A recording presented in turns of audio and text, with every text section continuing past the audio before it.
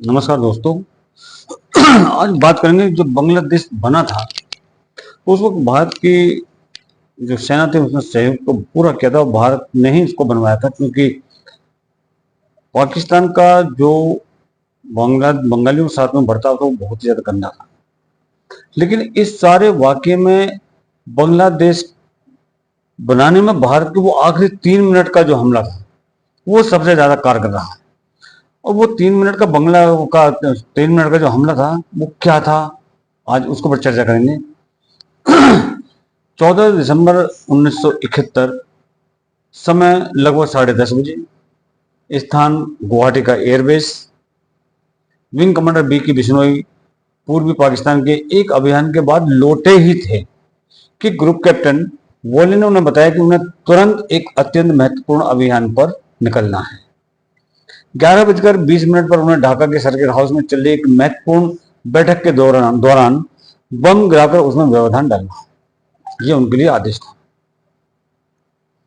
हुआ ये था कि सुबह भारतीय वायुसेना ने ढाका गवर्नर हाउस और पाकिस्तानी सेना के मुख्यालय के बीच एक संवाद को इंटरसेप्ट किया था, उसको सुन लिया था बीच में, जिसमें कहा गया था कि पूर्वी पाकिस्तान के गवर्नर 11:30 बजे एक मीटिंग लेने वाले हैं जिसमें पाकिस्तान प्रशासन के सारे आला अधिकारी और वायुसेना मुख्यालय ने पूर्वी कमांड को इस बैठक के दौरान सर्किट हाउस पर बमबारी की जाए ताकि प्रशासन की निर्णय लेने की क्षमता ही खत्म हो जाए। ये उस टाइम का प्लानिंग थी। हुआ क्या कि सर्किट हाउस की लोकेशन का कोई नक्शा जो था वो ऑपरेशन रूम में था नहीं। नक्शे के नाम पर सिर्फ एक टूरिस्ट मैप दिया गया जिसे विंग कमांडर बिश्नोई ने अपने जेब में डाल लिया। उसके बाद बिश्नोई ने बीबीसी को बताया था बाद में कि उस समय हमारे पास हमला करने के लिए सिर्फ 24 मिनट थे। 24 मिनट पहले ये इंफॉर्मेशन मिली। उनमें से गुवाहाटी से ढाका तक पहुंचने का समय ही 21 मिनट लगता है। तो कुल मिलाकर हमारे पास सिर्फ 3 मिनट बचते थे। 24 मिनट थे, 21 मिनट का रास्ता, 3 मिनट इनके पास में थे ऑपरेशन को अंजाम देने के। विंग कमांडर बिश्नोई अपने MiG-21 का इंजन स्टार्ट किया और उसका कॉकपिट बंद किया। कर ही रहे थे वो कि उन्होंने देखा कि उनके स्क्वाड्रन का एक अफसर कागज ले रहा था, वो उनकी तरफ दौड़ा चला रहा है। उस अफसर ने बिश्नोई को बताया कि अब टारगेट सर्किट हाउस ना होकर के गवर्नमेंट हाउस कर दिया गया है। इमीडिएटली देखिए कितनी जल्दी पूरी प्लानिंग चेंज होती है। बिश्नोई ने उससे पूछा कि ये कहाँ पर है, तो उसका जवाब था कि आपको ही पता करना है कि वो कहाँ है। कहीं नहीं मालूम, किसी को नहीं मालूम था कि कहाँ पर है। सिर्फ एक बताया गया था कि लोकेशन यहाँ से यहाँ पे चेंज हो गई।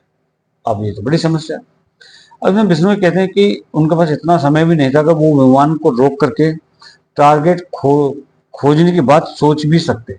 टाइम नहीं था इतना, क्योंकि जो टाइम था वो रास्ते में जा रहा था, ज्यादा सिर्फ ऑपरेशन के 3 मिनट थे। उन्होंने बताया कि मैंने अपनी टीम के किसी पायलट को नहीं बताया कि टारगेट कहाँ है, यह टारगेट को बदल दिया गया है। उन्होंने रेडियो पर ही उनको मैसेज दिया, लेकिन वो बता सकते थे कि कहाँ पर है। लेकिन अगर ऐसा करते तो पूरी दुनिया को इस चीज का पता चल जाता कि हम लोग क्या करने जा रहे हैं। इसलिए उन्होंने कुछ नहीं बोला और वहां से वो चल दी। इस बीच गुवाहाटी से 150 किलोमीटर पश्चिम में हाशिमरा में विंग कमांडर RV सिंह ने 37 स्क्वाड्रन के CEO wing commander SK Kaul को बुलाकर ब्रीफ किया कि उन्हें भी ढाका के गवर्नमेंट हाउस को डिस्ट्रॉय करना है। कौल का पहला सवाल था कि ये गवर्नमेंट हाउस कहाँ पर है। इसके जवाब में उन्हें बर्मा सेल पेट्रोलियम कंपनी की तरफ से जारी किया गया एक 2 इंच का टूरिस्ट मैप दे दिया गया कि ये पकड़िए मैप और आप अपना काम कीजिए। इस बीच बिश्नोई को गुवाहाटी से उड़े 20 मिनट हो चुके थे। मतलब जब कौल साहब को ये मैसेज दिया गया था उस वक्त तक बिश्नोई जी को उड़े हुए 20 मिनट हो गए थे। वो 20 मिनट पहले वहां से उड़ चुके थे और उन्होंने अनुमान लगाया कि वो 3 मिनट के अंदर अपने लक्ष्य तक पहुंच जाएंगे। उन्होंने वो अपना नक्शा अपनी जेब से निकाला और उसे देखने के बाद उन्होंने अपने साथी पायलट को रेडियो पर संदेश दिया। वो दूसरा जहाज भी था, उसको रेडियो में बोला कि ढाका हवाई अड्डे के दक्षिण में लक्ष्य को खोजने की कोशिश करें। ऊपर से अब देखिए भी कहां पर है। अब ये लक्ष्य सर्किट हाउस का ना होकर के गवर्नमेंट हाउस है। वहां पर पहुंच करके बताया, क्योंकि डर वही था कि अगर बीच में बताते तो कहीं ना कहीं गड़बड़ हो जाती, इंटरसेप्ट हो जाता मैसेज। उनके नंबर 3 पायलट विनोद भाटिया ने सबसे पहले गवर्नमेंट हाउस को खोजा। इसके चारों तरफ हरी घास का एक जंगल था, कंपाउंड जैसा था, जैसे कि भारत के राज्यों की राजधानियों में स्थित राजभवनों में हुआ करता है। विष्णु याद करते हैं और बताते हैं कि ये सुनिश्चित करने के लिए मैं अपने मिग को नीचे लेकर आया कि हमारा लक्ष्य बिल्कुल सही है या नहीं, ये देखें। और मैंने देखा कि वहां पर बहुत सारी कारें आ जा रही हैं, कारों की आवाज आई थी, बहुत सारे सैनिक वाहन में वहां पर खड़े हुए थे और पाकिस्तान का झंडा गुम्बद पर लहरा रहा था। मैंने अपने साथियों को बताया कि हमला यहीं पर करना है, यही हमारा टारगेट है। उस समय गवर्नर हाउस में गवर्नर डॉक्टर A.M. मलिक अपने मंत्रिमंडल के साथियों के साथ मंत्रणा में व्यस्त थे और डिस्कशन कर रहे थे। तभी संयुक्त राष्ट्र संघ के प्रतिनिधि जॉन केली वहां पहुंचे। मलिक ने मंत्रिमंडल की बैठक बीच में छोड़ी और केली को रिसीव किया। मलिक ने केली से पूछा कि वर्तमान परिस्थितियों के बारे में उनका आकलन क्या है। केली का जवाब था कि आपको और आपके प्रतिनिधि मंडल के लोगों को मुक्त वाहिनी अपना निशाना बना सकती है। केली ने उन्हें सलाह दी कि आप तय किए गए तटस्थ क्षेत्र इंटरकॉन्टिनेंटल होटल में शरण ले सकते हैं, लेकिन ऐसा करने से पहले आपको और आपके मंत्रिमंडल के सदस्यों को अपने पदों से इस्तीफा देना होगा। मलिक का जवाब था कि वो इस बारे में सोच रहे हैं कि हम ऐसा करें, लेकिन ऐसा इसलिए नहीं करना चाहते कि कहीं इतिहास ये न कह दे कि बीच मैदान में ही लड़ाई छोड़ करके भाग गए। मलिक ने केली से पूछा कि क्या वो अपनी ऑस्ट्रेलियन पत्नी और बेटी को होटल भेज सकते हैं। केली ने कहा कि वो ऐसा कर तो सकते हैं, लेकिन अंतर्राष्ट्रीय प्रेस को इसका अगर आभास हो गया या पता चल गया तो ये खबर जरूर फैल जाएगी कि गवर्नर का भविष्य से विश्वास उठ गया है। इसलिए उन्होंने अपने परिवार को होटल की शरण में भेज दिया। अभी ये बात चली रही थी कि लगा कि गवर्नर हाउस में जैसे भूचाल आ गया, भूकंप जैसा आ गया। विष्णु के छोड़े गए रॉकेट भवन में गिरने शुरू हो गए। पूरा का पूरा गवर्नर हाउस हिल गया। पहले राउंड में हर पायलट ने 16-16 रॉकेट फायर किए थे। विष्णु ने मुख्य गुम्बद के नीचे वाले कमरे को अपना निशाना बनाया और भवन के अंदर में हाहाकार मचना शुरू हो गया। केली और उनके साथी व्हील चेयर से व्हीलर जंगले से बाहर कूदे और बचने के लिए बाहर पार्क में एक जीप के नीचे जाकर छिप गए। जॉनी केली लिखते हैं कि हमले के दौरान मेरा मुख्य सचिव मुजफ्फर हुसैन से सामना हुआ। उसका रंग पीला पड़ा हुआ था। मेरे सामने से मेजर जनरल राव फरमान अली दौड़ते हुए निकले। वो भी बचने के लिए किसी आड़ की तलाश में थे कि कहीं कोई चीज मिल जाए जिसके पीछे मैं छिप जाऊं। और दौड़ते दौड़ते उन्होंने मुझसे भी कहा कि भारतीय हमारे साथ ऐसा क्यों कर रहे हैं। विंग कमांडर बिश्नोई के नेतृत्व में उड़ रहे 4 MiG-21 ने धुएं और गुब्बार से घिरे गवर्नर हाउस पर 128 रॉकेट गिराए। और जैसे ही वो वहां से हटे, फ्लाइट लेफ्टिनेंट जी बाला ने के नेतृत्व में 4 स्क्वाड्रन के 2 और MiG-21 वहां बमबारी करने पहुंच गए। बाला और उनके नंबर 2 हेमू सरदेसाई ने गवर्नर हाउस के 2 चक्कर लगाए और हर बार 4-4 रॉकेट उसके ऊपर डाल दिए। अब जब इसे सारा हो गया तो MiG-21 के 6 हमलों और 192 रॉकेट दागे जाने के बावजूद गवर्नर हाउस जो था वो पूरी तरह से डिस्ट्रॉय नहीं हुआ था। हालांकि उसकी कई सारी दीवारें, खिड़कियां और दरवाजे इस हमले को बर्दाश्त नहीं कर पाए, वो टूट गए। और जैसे हमला समाप्त हुआ, केली और उनके साथी 1 मील दूर संयुक्त राष्ट्र संघ के दफ्तर की तरफ भागे। वहां पर मौजूद लंदन ऑब्जर्वर के संवाददाता गोविंद जंग ने केली को सलाह दी कि दोबारा गवर्नर हाउस चलकर वहां हो रहे नुकसान का जायजा लिया जाए। गाविन का तर्क था कि भारतीय विमान इतनी जल्दी वापस लौटकर नहीं आएंगे और उन्हें दोबारा ईंधन भरने और हथियार लेने में कम से कम 1 घंटे का समय तो लगेगा। और तब तक केली और गाविन दोबारा गवर्नर हाउस पहुंचे और उनके सहयोगी भी पहुंच गए और भवन के एक बंकर में घुस चुके थे। मलिक ने अब भी इस्तीफा देने के बारे में फैसला नहीं लिया था। वो भी सोच विचार कर ही रहे थे कि अचानक ऊपर से गोलियों की बौछार की आवाज सुनाई दी। भारतीय वायुसेना 45 मिनट के अंदर गवर्नमेंट हाउस पर तीसरा हमला कर रही थी। उस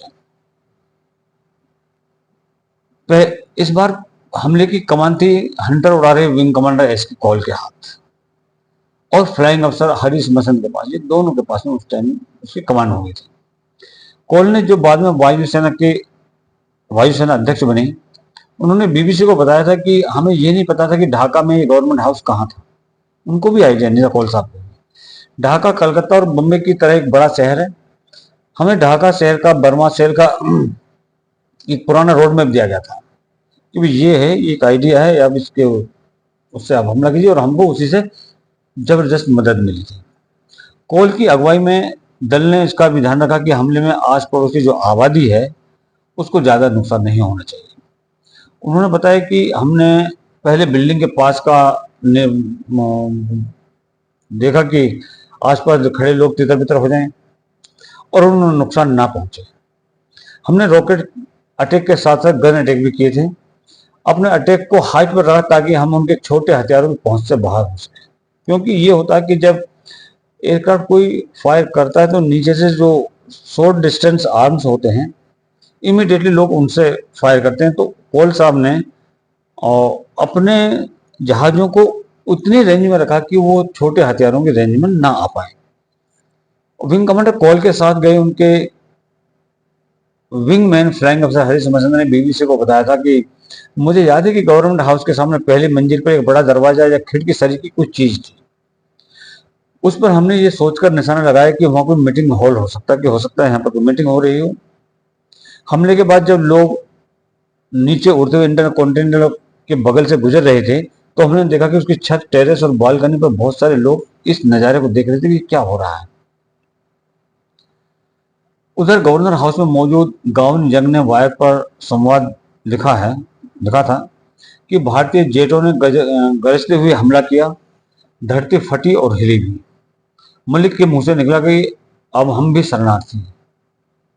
कैली ने मेरी तरफ देखा मानो बिना वजह पूछ रहे हो कि आखिर हमें यहाँ दोबारा आने की जरूरत क्या थी। अचानक मलिक ने एक पेन निकाला और कांपते हाथों से कागज के ऊपर कुछ लिखा। कैली ने और उन्होंने देखा कि ये मलिक का इस्तीफा था, जिसे उन्होंने राष्ट्रपति याहिया खान को संबोधित किया था। अभी हमला जारी था कि मलिक ने अपने जूते और मोजे उतारे, बगल के गुसलखाने में अपने हाथ पैर धोए, रुमाल से अपना सिर ढका और बंद करके एक कोने में नमाज पढ़ने लगे। ये गवर्नमेंट हाउस का अंत था। ये पूर्वी पाकिस्तान का आखिरी सरकार का भी अंत था। इस हमले के तुरंत बाद गवर्नर मलिक ने अपने मंत्रिमंडल के सदस्यों के साथ इंटरकॉन्टिनेंटल होटल की तरफ रास्ता पकड़ा। इस हमले ने युद्ध के समय को तो कम किया ही, और दूसरे युद्ध में बर्लिन की तरह गली गली में लड़ने की नौबत भी नहीं है। 2 दिन बाद ही पाकिस्तानी सेना के 93,000 सैनिकों ने भारतीय सेना के सामने अपने हथियार डाल दिए थे और एक मुक्त देश के तौर पर बांग्लादेश का जन्म हुआ। जन्म होने का रास्ता साफ हो गया। इस युद्ध में असाधारण वीरता दिखाने के लिए विंग कमांडर एस के कोल को महावीर चक्र और विंग कमांडर बी के बिश्नोई और हरीश मसन को वीर चक्र प्रदान किए गए थे। ये वो 3 मिनट का वाकया है जिसने कि बांग्लादेश को पैदा कर दिया था। ये वही विंग कमांडर कोल हैं जो कि भारतीय वायुसेना के चीफ रहे हैं। उनकी बहादुरी के और भी बहुत सारे किस्से हैं जो किसी अगले वीडियो में बताएंगे। तब तक के लिए नमस्कार, जय हिंद।